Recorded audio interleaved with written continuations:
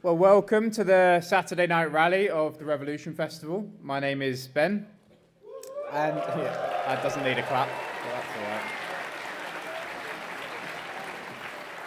right. Okay, just before we begin, I think maybe in the last sessions it was announced that a phone had been lost, and then someone said it had been found. Then another comrade has just come to me and said, if the phone has been found, it hasn't been returned to them, or possibly there's another phone that's been lost.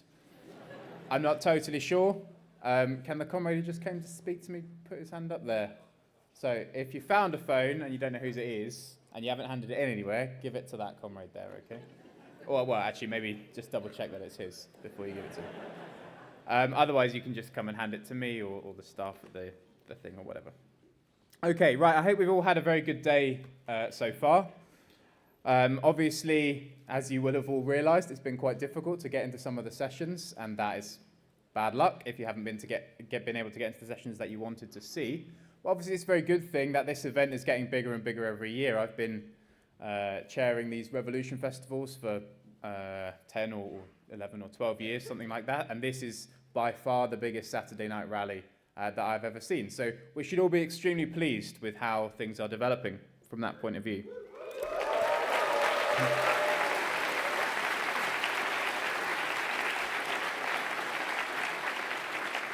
And obviously for that to be the case now, for us to have our largest ever event now, is particularly important because we're living through a very important and turbulent time. We heard all about that last night, of course. The world has never been more unstable, and the need for revolutionary ideas has never been greater. Now, we are obviously revolutionaries here in Britain, and it's very important for us, therefore, to have a very clear understanding and clear perspective for what is going on and what is likely to happen in the next period in Britain. We don't have a crystal ball. That's not what Perspectives is about. But it is about just orientating ourselves, giving ourselves a bit of a compass as a guide to our action that we're going to take in the next period. So, for that purpose, we have Rob Sewell, the political editor of The Communists, the political secretary of the RCP, who's going to introduce that session for us now. So I'll hand over to Rob.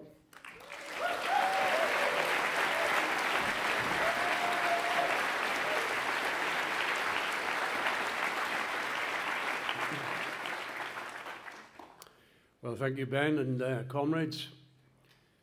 Last night, Alan and Fiona dealt with the international situation, the growing crisis of world capitalism, the chaotic contradictions that are unfolding on a world scale, which is certainly producing a changing consciousness and preparing the way for revolutionary convulsions in all countries. And of course, tonight, the task is to understand where is Britain in this revolutionary perspective. And of course, on the surface, if you look at Britain and the events that have taken place recently in Bangladesh and Nepal, Sri Lanka, and so on, you think that Britain is far removed from such revolutionary convulsions. But I think we have to understand, as was explained last night, that these events, these revolutionary events, are not isolated events, but a part of an integral world process in which Britain is also part. Of course, we have to understand that in looking at the situation in Britain, we don't just simply look at the surface of events, although that has been quite disturbed in the recent period, it is true. But our task is to look at the underlying contradictions in Britain, as elsewhere, and to understand how these are going to manifest themselves in the coming period. In other words, what are these processes which are unfolding, and clearly how are they destroying the present status quo? And of course, if you examine Britain over the last decade or so, you can see there's been some profound changes over the last 10 years, yeah? We had the Scottish independence rise and the destruction of the Labour Party in the general election in 2015, the rise of Corbyn and Corbynism, the fact that the ruling class had lost control, rather, of the Labour Party. You had Brexit. You had the rise and fall of Toryism, in effect, the crisis of the Tory party and the crisis within the ruling class itself. These are very disturbed times. But what we can say is that they are nothing compared to what is coming in Britain in the next period. What we have to understand is that these are symptoms of a growing crisis, a deep crisis in British society. But they're just the starters, if you like. The main meal is to come, and there will be many big meals, if you like, in relation to big events in Britain in this coming period. Of course, Marx was very fond of a comparison with the activities of a mole, this small creature. He used to call it the red mole of revolution, which would burrow deep down into the bowels of society. And then suddenly, without anybody being aware, that mole would burst into the surface. And that's precisely the character of a revolution and how that develops in a very dialectical fashion of quantitative contradictions building up below the surface and eventually reflecting itself in a fundamental change in relation to society itself. And these processes have been going on for some time.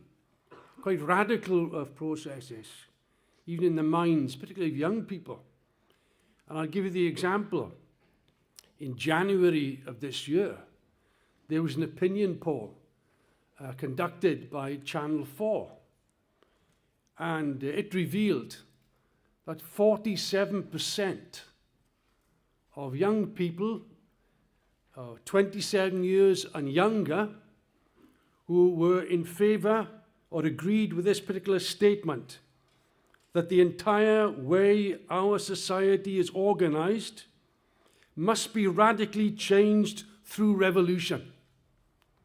Now, the fact that half the young people in reality identify with that statement is a colossal, important factor in how things are going to stand in the next period. Of course, this is just a symptom. It doesn't mean to say that on Monday at 9 o'clock, half the youth are going to man the barricades. But what it does mean is that many young people are looking beyond the traditional parties, are looking for a fundamental change in society. And of course, the reason for that is in the objective situation, as one newspaper put it. And after a lifetime of economic stagnation, is anyone surprised? Well, we can say we are not surprised. In fact, we have predicted this change in the objective situation and its effect on consciousness for a long time. Of course, that's where the root is. The change in the objective situation, in the deepening crisis of British and world capitalism, which is having a big effect on the day-to-day thinking of millions of workers. As was explained last night, the capitalist system has reached its limits. The capitalist system is in dire decline. It's in its death agony. As a consequence, it is dragging down the rest of society. It is dragging down the working class. It is dragging down the middle class, who are used to certain living standards in the previous period. And of course, with this, it means that workers are looking at their lives, looking at the future with dread. They can sense this catastrophe that is developing in the coming period. They sense it, they feel it, because the way in which things have rapidly declined in their lifetime. And when you're talking about lifetime, these young people haven't been around. All they've known is economic crisis and stagnation in one degree or another. There are those, of course, who say that revolution is impossible in Britain. And I say, well, these people are living in the past. These people are not looking at the real contradictions that are developing in British society. Their eyes are closed. They do not want to believe, in fact, that this is taking place. But the reality of it is that it is the case. All the pent-up, all the stability of British capitalism has been completely undermined, particularly in the recent period. Again, this is events which shape the consciousness of people in their daily lives itself. But this idea that revolution is impossible, this skepticism, if you like, this pessimism in reality, also affects the lefts, the so-called lefts. They're also ingrained with this pessimistic idea that nothing fundamentally can be changed. In fact, they tend to see things in terms of reaction, of fascism, the dark side and so on, rather than understand what is being prepared in Britain are revolutionary convulsions that we have not seen in our lifetimes. Of course, the world is racked by crisis. That's quite clear and reflects this complete impasse of the capitalist system. In fact, this capitalist system has not recovered from the deep slump of 2008. Everywhere there is stagnation. Everywhere there's no recovery. Of course, we remember in 2008, 2009, that the powers that be were claiming, oh yes, this is a crisis, but never again. Never again. We've learned the lessons. That was the kind of echoes that you had at that point. And of course, every time there's a crisis, they say that they've learned from the lessons of it. They will not repeat it. Never again. But it happens. Why? Why is this? And in fact, I was reading the Financial Times last week, which was analysing the market state of the stock market, where there's an enormous bubble being formed. And they said this is going to burst. But it will not create the depression of the 1930s itself. And I quote the reason for it. It says, since central banks have learnt the lessons from history. Well, we've heard that before. That is the biggest laugh going. In fact, it brings to mind the phrase of Hegel, who says, the only thing you've learned from history is that people do not learn from history. And of course, that is the situation today. And if you look at the reality, there was one fact that in the United States, tariffs have not been as high as they are today since 1934. This gives you a bit of an idea of where the world has ended up at the present time. A reversal, if you like, to all the contradictions and processes of the past itself. And as we know, as explained last night, this dangerous situation for world capitalism, this enormous instability that is there, can certainly be tipped over the edge. And any stock market crash that is inevitable, is inherent in the situation today. Sir, you're wrong. Oh, yes. Well, you have to wait until I finish then, mate. Because... British capitalism and Americans are in bed with each other. Oh, well, there we are then. In bed as well. Well, wait. Okay, brothers and sisters. Oh, well, anytime. Anytime. Anytime. Go on. Come on. Give the man a chance, for Christ's sake. Well, I wish I was wrong, brother. I wish I was wrong. But don't rely on me. Read the bourgeois press. Read the strategists of capital. They'll tell you what's going on. So, wake up, smell the coffee, brother. That's what you have to do.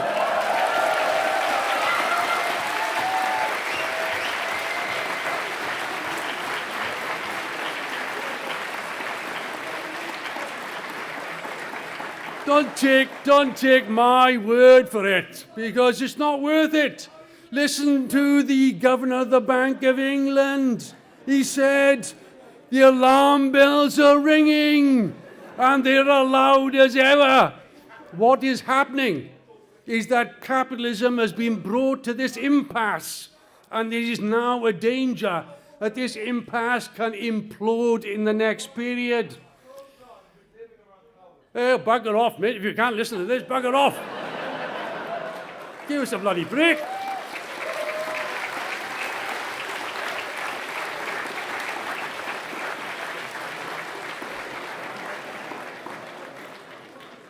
As the Financial Times, this great paper that, oh, for Jay, are you a Welshman or what? Get out, man, for Christ's sake. Well, as the Financial Times said, that no country, however powerful, will be immune if the global economic system blows up. And all I can say,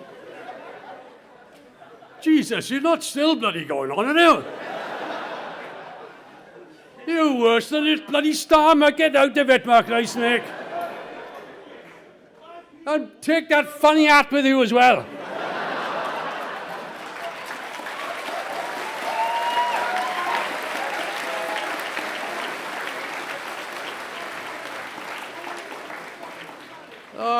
Hey, Halloween, it was over with, man. Bugger off.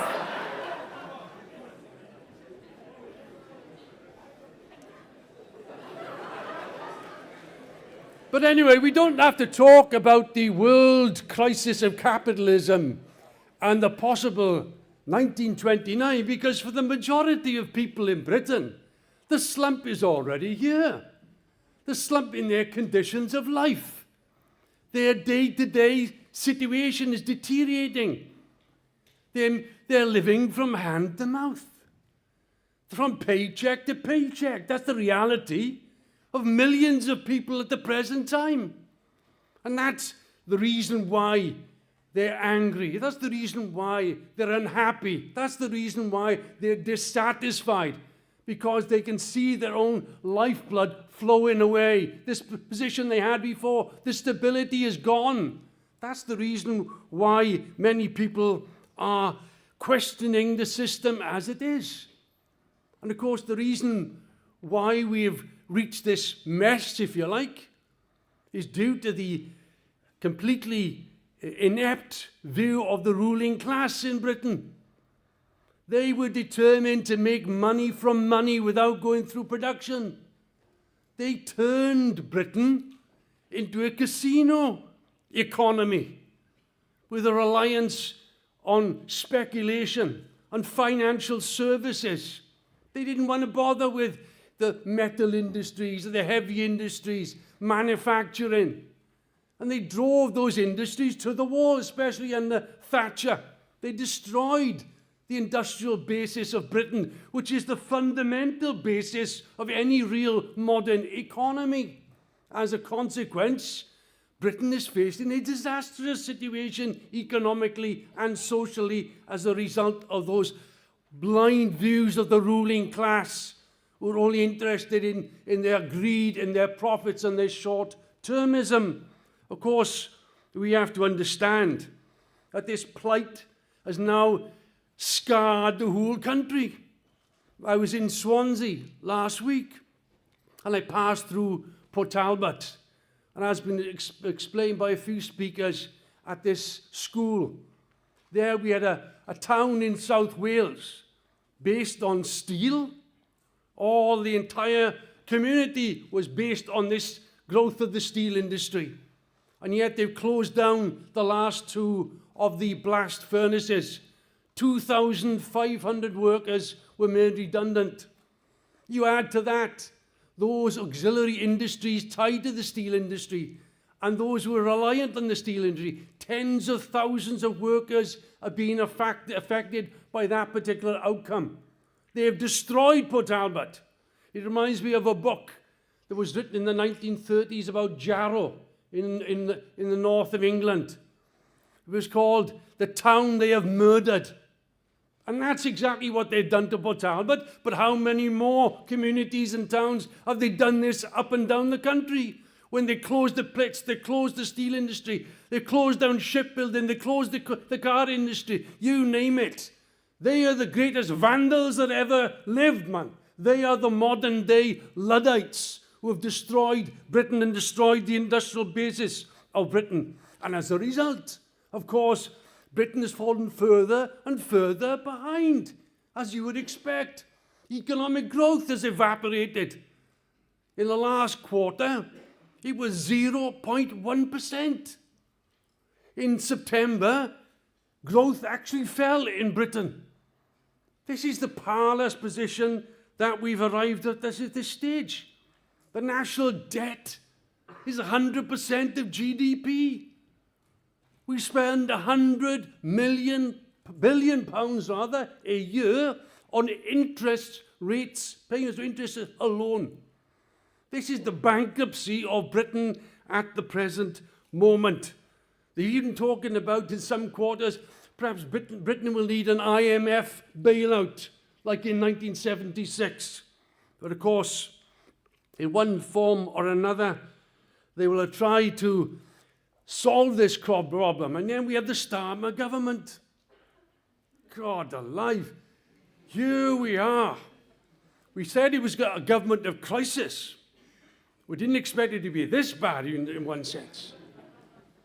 But of course, they get their marching orders from the ruling class. And the marching order is that they have to deal with the crisis of British capitalism over the backs of the working class. And we had the attempt to make the poorest sections of the working class pay in relation to the sick and the pensioners and so on and so forth. But now the deficit has grown. Surprise, surprise. British capitalism is falling further behind. They're talking about a black hole of £30 billion.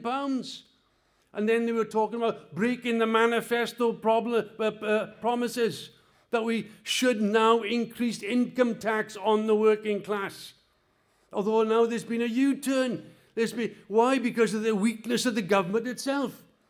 Starmer this week was threatened, as he thought, with being ousted. They threatened that he was going to be sidelined. He was going to be replaced. And therefore he began to brief against those ministers he thought were the greatest threat to him, resulting not in a strengthening position because it backfired, but making him even weaker.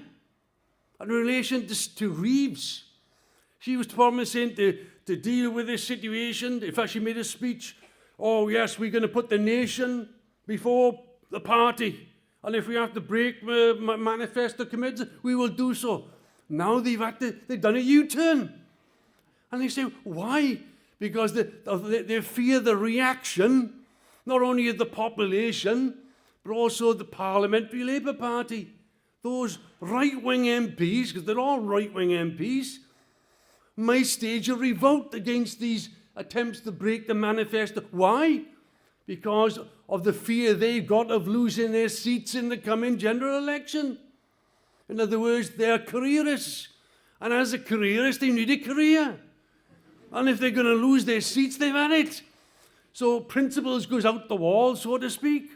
And they are determined, if need, they're panicking. There's panic in the government. There's panic in the Parliamentary Labour Party.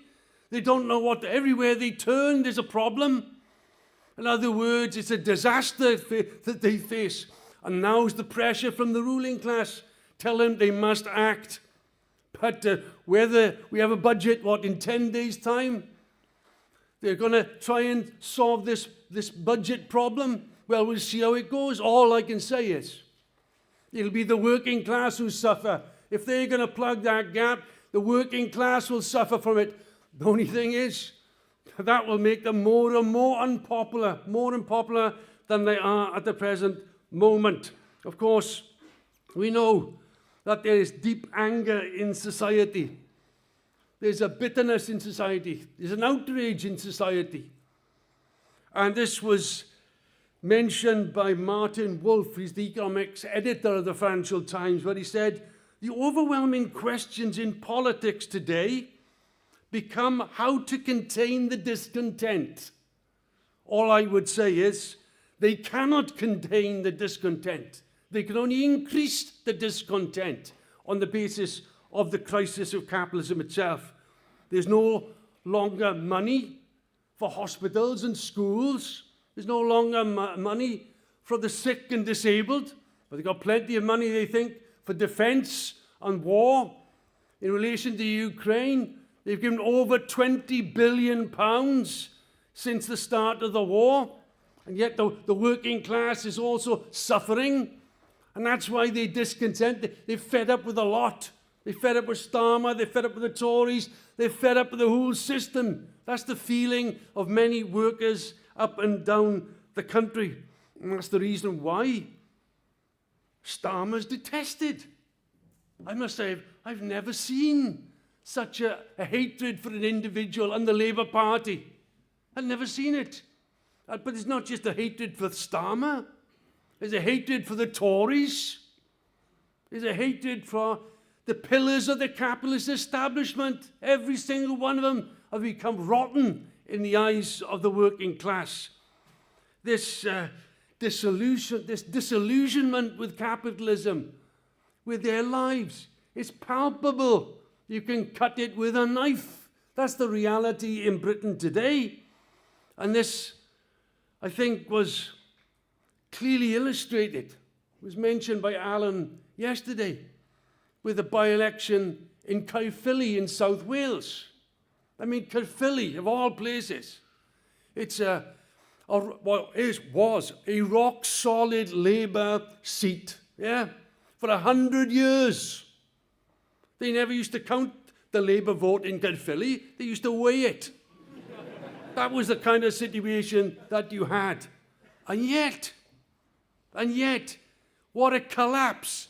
3 years ago, they had 46% of the vote in Caerphilly for Labour. What do they have in the by-election? 11%. My God, what a collapse. What a calamity. Does that not speak volumes? Does it not speak volumes of what the real mood is in Britain in these areas? Many of them are being left behind by this juggernaut of capitalist crisis.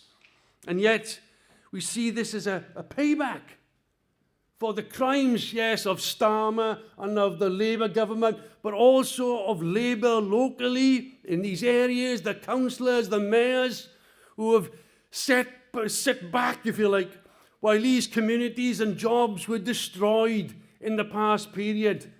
And they were fed up to the teeth. Enough is the general position, I think, of a lot of people at the moment.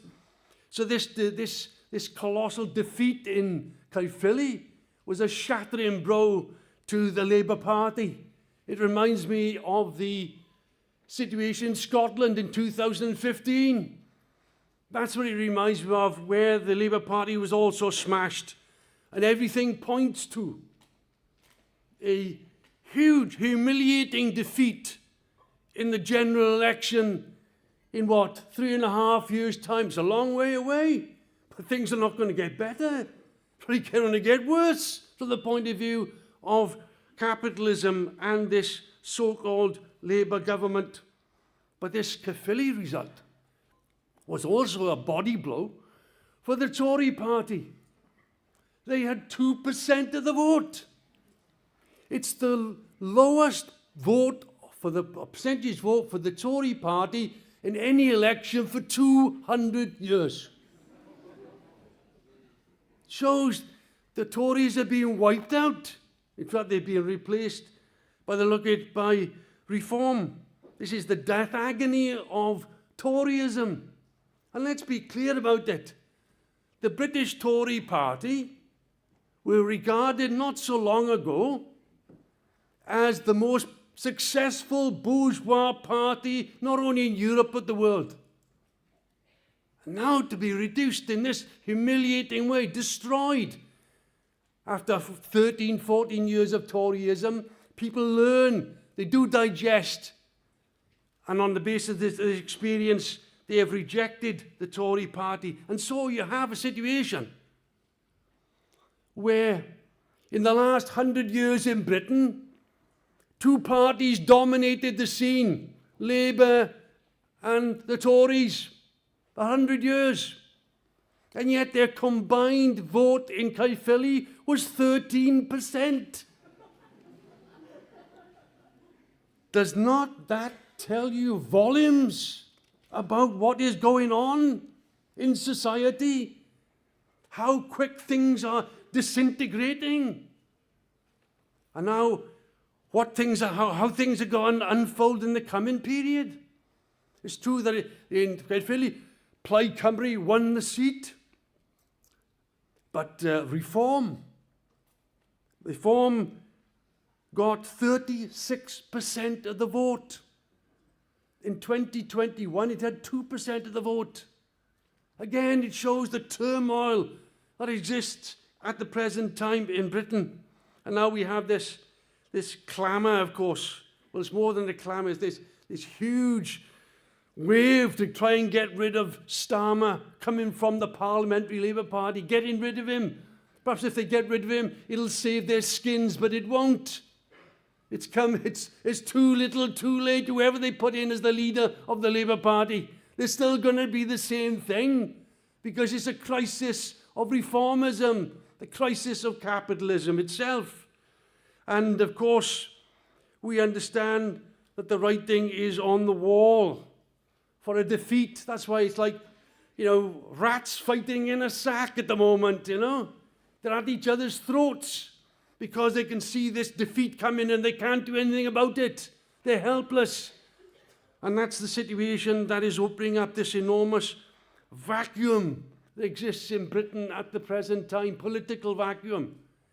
And of course, given the failure of the left, unfortunately, to offer any real alternative, this vacuum has been largely filled by the Reform, which is a right-wing populist party. And this threatens to replace the Tory party in the next election. While it's true they hammer home, they bang on about immigrants and so on and so forth in a very racist manner as a scapegoat, they attempt to put forward the image that they are an anti-establishment party.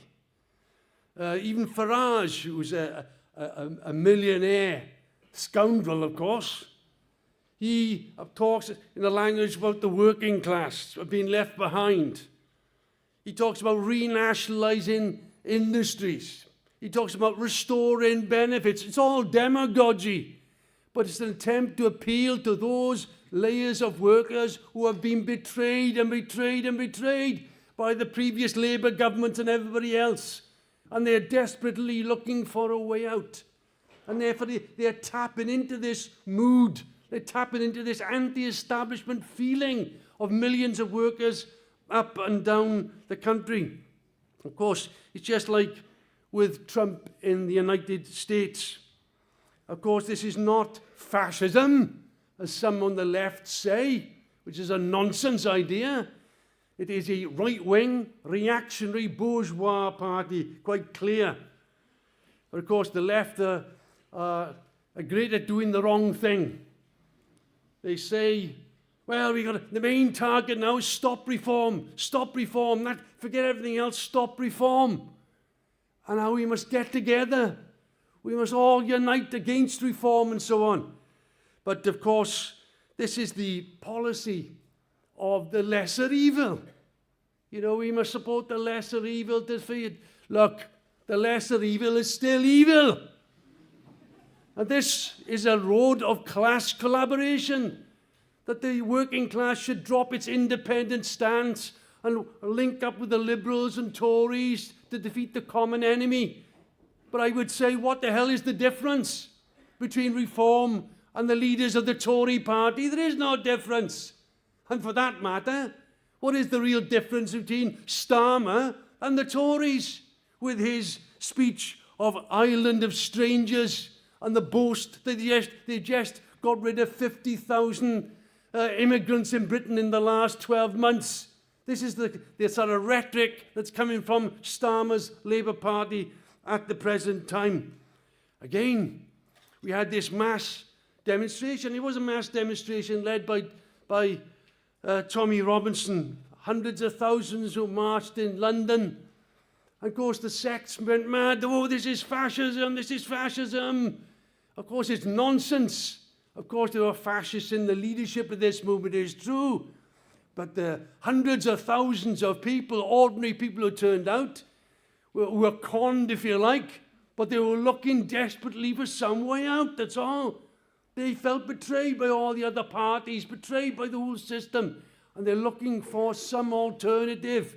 And they were able, Robinson and the rest of them were able to tap into this feeling. What we have here is a failure, unfortunately, of the left to really capitalize on this mood. Because they could do it.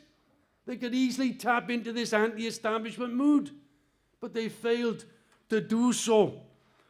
The only area, or the only party which has tapped in, apart from Reform, are the Greens, I would say. Because the Greens now, with a new leadership, a new left leader, who have moved to the left, talking about taxing the rich and so on, they're adopting more a left-wing image, has certainly had an impact amongst young people. They've increased in membership and so on and so forth. They began partially to fill this vacuum because, again, the failure of the left. But we have to say, to be honest, that the Greens programme is basically an attempt to what? Regulate capitalism, reform capitalism, to make it a nice capitalism, which is impossible on the present basis. And where the Greens have entered power, like in Germany, we know that they've carried out austerity because they base themselves still on capitalism with the hope that they can reform this system, which they cannot do. Of course, what we have to understand is that Reform could win the next election. They could win the general election in 2029. The way things are going, the disillusionment with Starmer, which is going to be deepened and deepened and deepened, that Farage could come to power, but it's not the coming to power of fascism, by the way. As the sect said, this is not Germany, 1933. This will be a government, yes, a reactionary government, it is true, carrying out reactionary measures. But it'll also stir up a polarization in society, that's for sure. But again, it will be a government of crisis. Why do I say that? I say every government that comes to power in this epoch of capitalist decline will be a government of crisis because they cannot solve the problems of this crisis of capitalism. And a Farage government also will not be able to solve any of the problems faced by the working class and the voters that would have voted for him. And very soon, very quickly, there will be disillusionment in this government. In fact, a Farage government won't necessarily last because of the deepening crisis of British and world capitalism.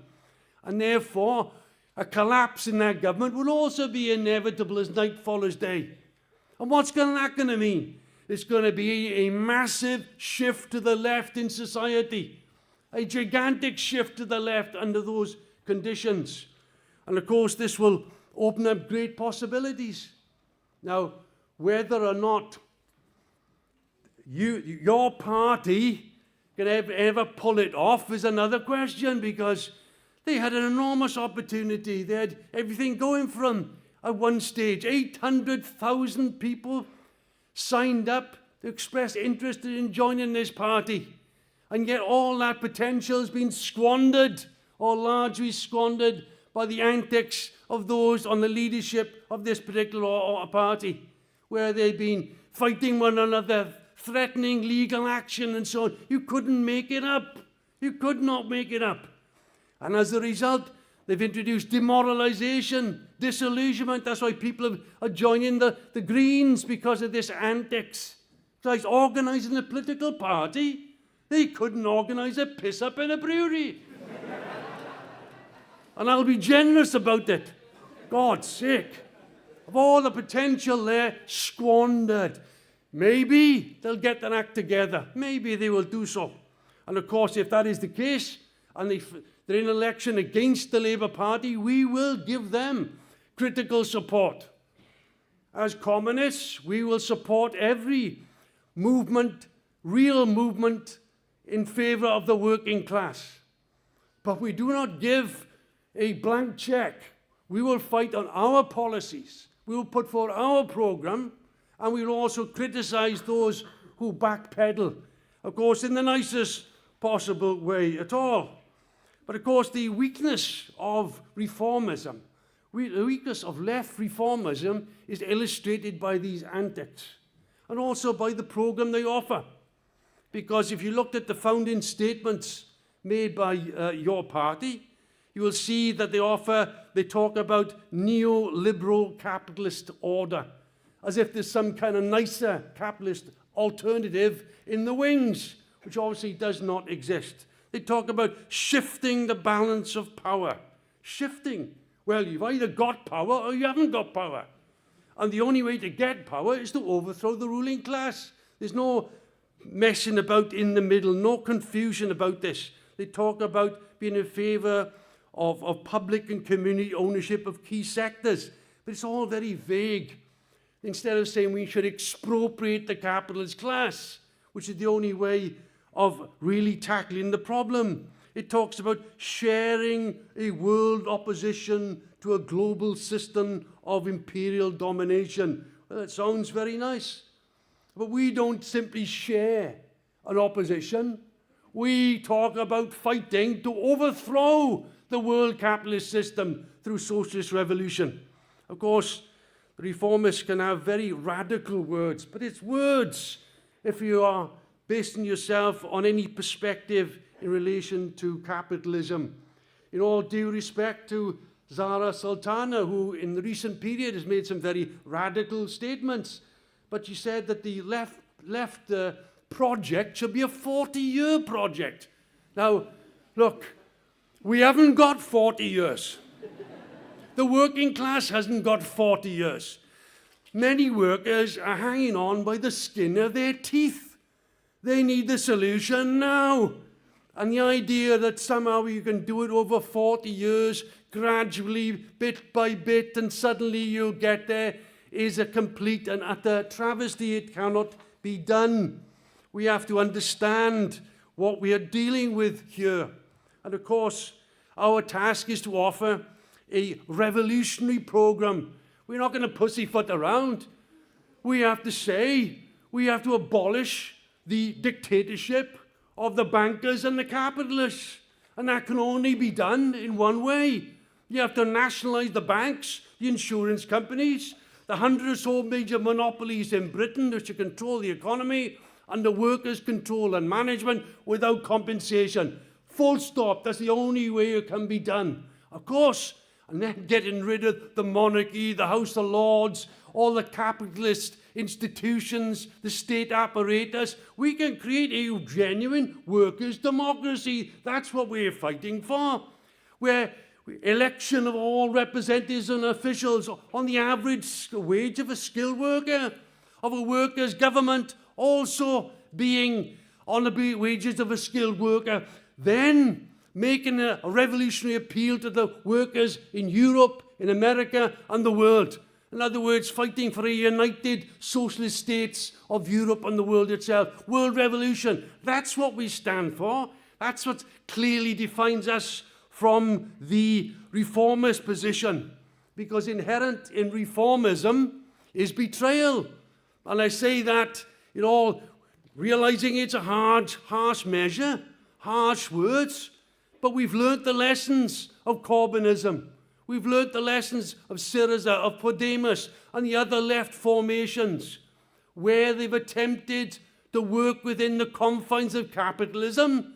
It ended in defeat, an attack on the working class, a betrayal of the working class. And it's not because of personalities. It's because of the very logic of working within the capitalist system itself. And our task is to tell the truth. Yes, it's socialism or barbarism, no question about it. Although that phrase is not a trendy phrase. That phrase was made famous by the great communist Rosa Luxemburg, who saw socialism nothing more in the terms of world revolution, world proletarian revolution. And that's the position that we stand for as well. This is a class war. No half measures or quarter measures are any use in a class war. We have to go for the whole hog. And you can't just bit by bit take away capitalism. In the famous words of R.H. Tawney, you can peel an onion leaf by leaf, but you cannot skin a live tiger claw by claw. And capitalism is not an onion. It's a live tiger. It's got to be shot and done away with. That's the only way.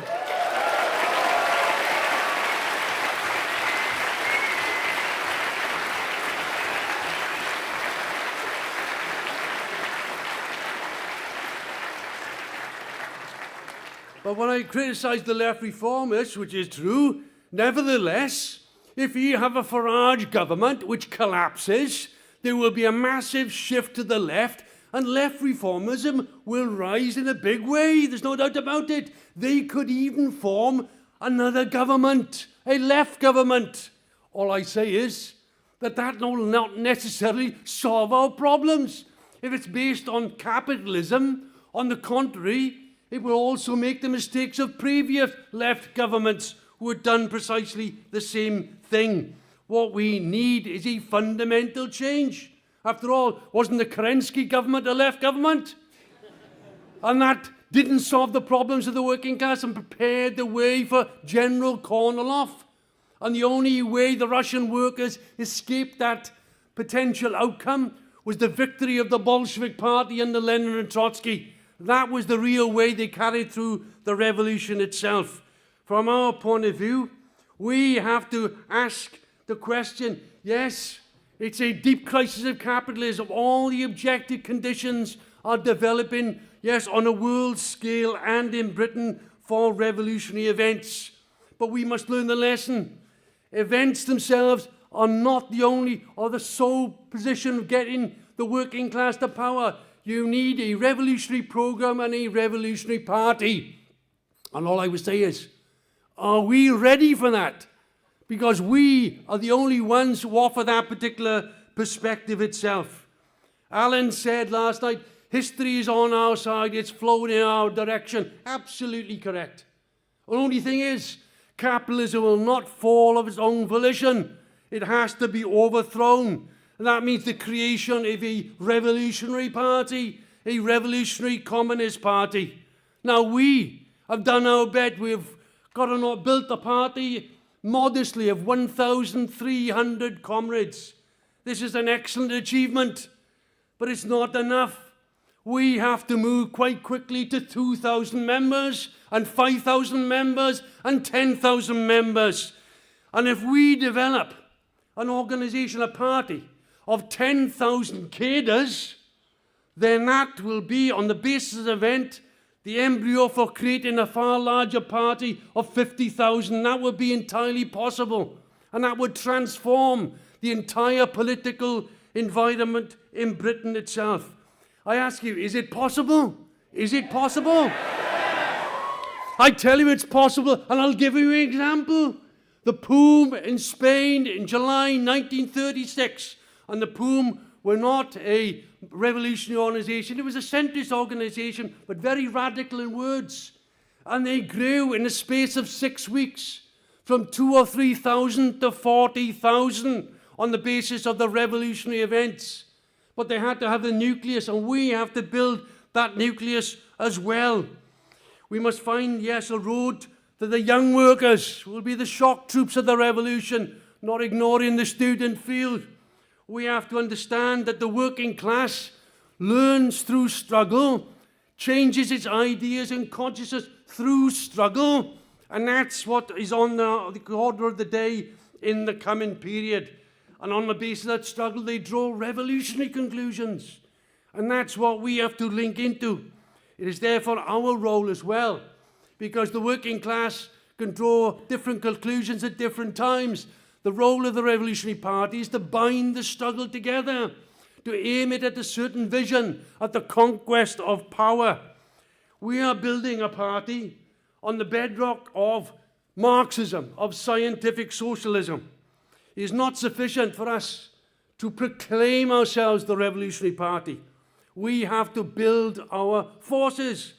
And for every new recruit that we can make, and we can educate in the ideas of Marxism, in the future we can recruit 20, 50, or 100. That would be entirely possible. The task we have is not to appear to be larger. We have to get larger. And that requires the effort and so on in order to do so. We don't rely on fancy gimmicks or shortcuts. Our ideas and our land is sufficient for the building of this party in the coming periods. Our opponents accuse us of sectarianism. All I say to them is, let the dead bury the dead. We are firmly convinced and on the perspective of the world socialist revolution, because this epoch, this great epoch, is going to test the working class. It's going to speed up the education of the new generation. It's going to temper those workers and temper those youth. We need to stand out as a party, whatever the cost.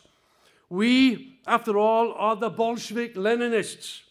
Our course, and of course, rather, I was going to say, our task of winning the masses is not a short-term one. It's for the future. This is the time to build a cadre organization. We must build the cadres which are the framework of a future mass revolutionary party. Some of us have passed through some very difficult times, and we kept the flame of revolutionary Marxism alive. That sacrifice, which was absolutely necessary, has led us to where we are today at this critical juncture in history. Comrades, over the next 10 years or so, power will be posed in Britain before the working class. They will search out a revolutionary solution to their endeavouring crisis. We have to be ready. We must be ready at that particular time in order to offer a lead. Our slogan today must be tenacity, tenacity, and more tenacity to build this party, the Revolutionary Communist Party. I say in all sincerity, we need to toughen up. We need to ensure we do not waste the time, this precious time that we have at our disposal. After all, as internationalists, we are the foot soldiers of the coming world revolution. We are the vanguard of the vanguard. We step in the footsteps of the Bolshevik Party. And if we want to create a new world, then we have to fight for it. I say to you and say to the Commandeer, join with us in the building of the Revolutionary Communist Party, of the building of the Revolutionary Communist International, forward to the victory of the British Revolution, forward to the victory of the world revolution.